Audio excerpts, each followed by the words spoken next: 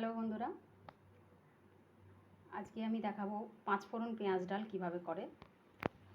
সবাই করেন, আমি কিভাবে করছি সেটা আপনাদের দেখাবো। কড়াইতে তেল দিয়েছি, এবার এই তেলের মধ্যে আমি 5 ফোড়ন দেব।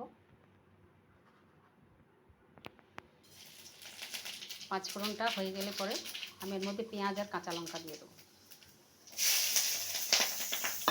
পেঁয়াজ কাঁচা লঙ্কা দিয়ে আমি নেড়ে চেড়ে দেবো।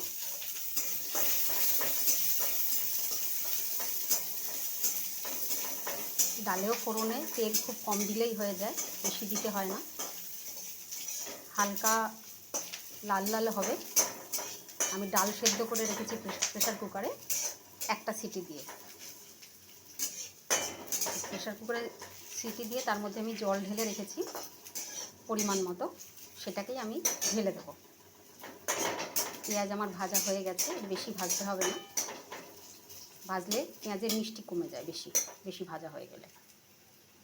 তো এর মধ্যে আমি দিয়ে দেবো এখন ডালটা। ডালের মধ্যে আমি পরিমাণ মতো জল আর হলুদ দিয়ে রেখেছি, ঢেলে দিলাম ডাল। আর একটু জল লাগবে, দিয়ে দিলাম। পেঁয়াজ ডালটা একটু পাতলা হলে বেশি ভালো হয়, টেস্ট হয়। এর মধ্যে নুন আর মিষ্টি আমি দিয়ে দেবো পরিমাণ মতো। পেঁয়াজ ডালে একটু হালকা মিষ্টি দিলে 5 ফোড়ন ডালে খুব সুন্দর টেস্ট হয়। দিয়ে দিলাম পরিমাণ মতো নুন, আর দেব পরিমাণ মতো মিষ্টি, একটু চিনি দিয়ে দেব, বেশি দেব না, অল্প। খুব চটপট পেঁয়াজ 5 ফোড়ন ডাল, ভীষণ টেস্ট হয় খেতে।